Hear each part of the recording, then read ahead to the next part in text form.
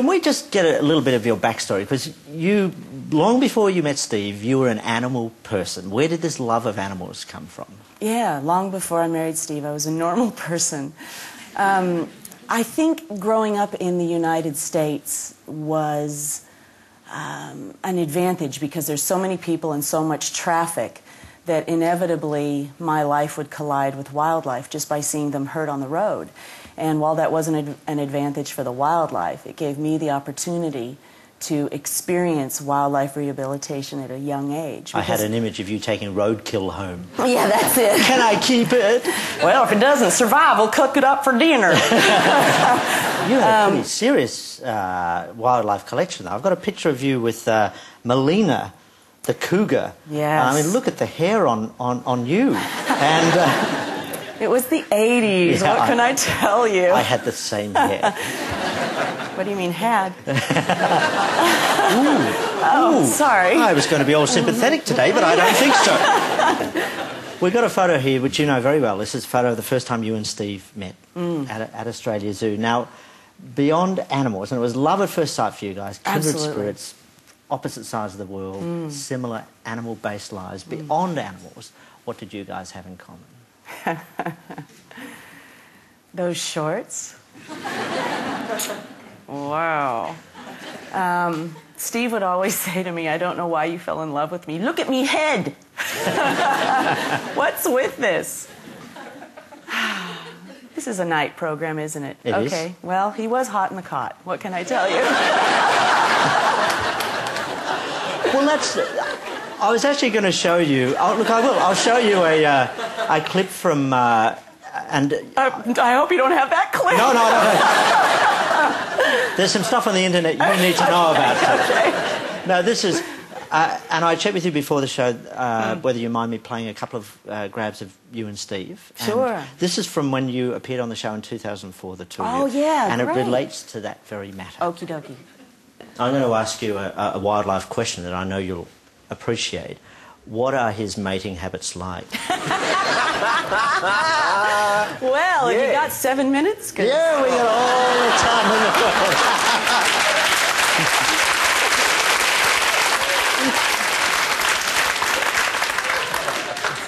world. Yeah, but it's a wild 7 minutes. Was he romantic? Yeah, he was very romantic, and I think it was that genuine romance of not, here's a flower and I got to go back to work. It was, let's pack up the swags, let's go to the Simpson Desert, up on a jump up, I'll cook you dinner, we'll watch the sunset, you know, I'll tell you how beautiful you are. And that was great. It was very special. You've written a memoir of Steve, which I assume, even the way you're talking about him now, it's with such fun and such affection. I assume it was a bittersweet experience to write. Oh, absolutely. I'm not just walking this journey. I was amazed at how many people were affected by the loss of Steve, particularly children. And I think to be able to address that and say, here's who Steve was, and that a hero's message must outlive the hero, and that there were so many special things about him that you may not have known. Here's Steve when we weren't filming, and let me help you take this journey with me, this grief journey.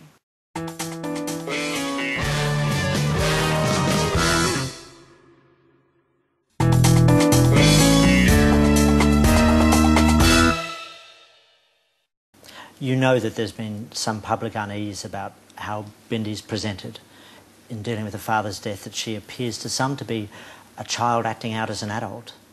Why do you think there's that level of unease?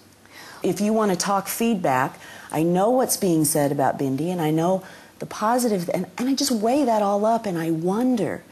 And Bindi herself is excited about the potential of being a role model, of being someone who wants to be a fit kid, not a couch potato, of loving wildlife, of having goals, of getting kids to stand up and say, no, as I get older, my vote and my lifestyle are going to influence the future of this planet. And for her to have that consideration, I can't get my head around that that's a bad thing. Her you know? public life over the last year has been pretty full on. There's been the Nickelodeon stuff, and there's been the Bindi, the Jungle Girl. She's going to do a movie. She's just released a rap song, I believe, or is about to release a rap song. I assume you've asked yourself the question along the way, is it too much too soon? I don't feel that way because this is not something that's just happened. Bindi's been filmed and being filmed with us literally since she was born. And for us as a family, we made the decision just to always be together. And it's been fun. So for her, filming and everything is just very normal and natural. She's not afraid of public speaking. It's normal and part of her life. It seems to me she's under the twin pressures of grief and fame at this time. Where does a 9-year-old who's also a tourist attraction get time to be themselves? Yeah, and I don't... Grief is really, really hard, but the filming part is not the pressure. That's the fun. And for Bindi, I measure it by saying, gee, we had a big afternoon.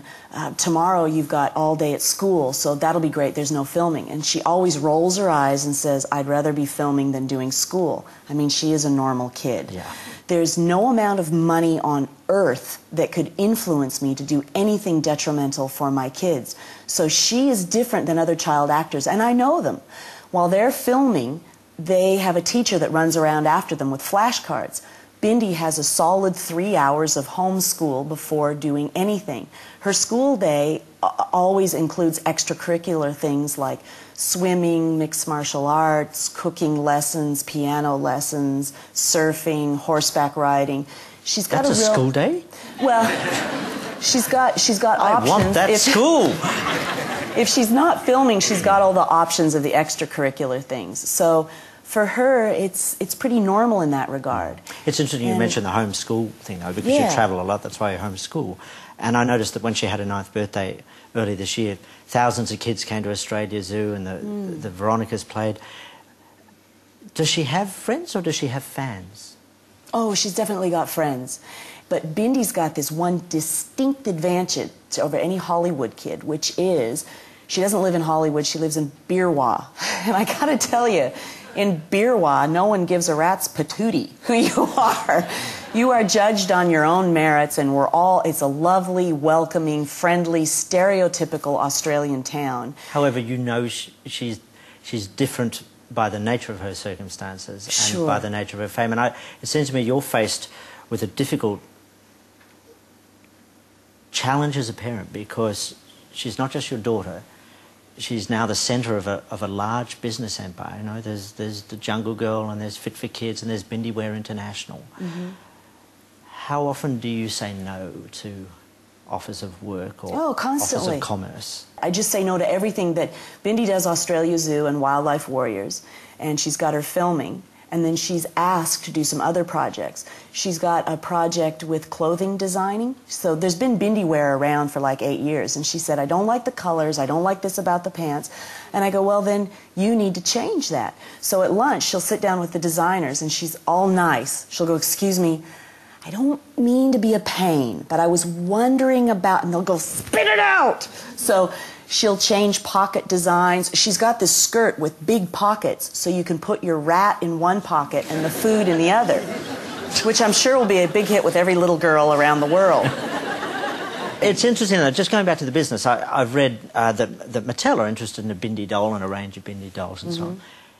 Where do you draw the line in what you're prepared to do in terms of Bindi being a point of sale? What's the line for you? Oh, the line for me is just not giving it all away. I'm not just saying to everybody, let's have Bindi everywhere in the universe. We're very controlled with it, and it needs to be about wildlife conservation.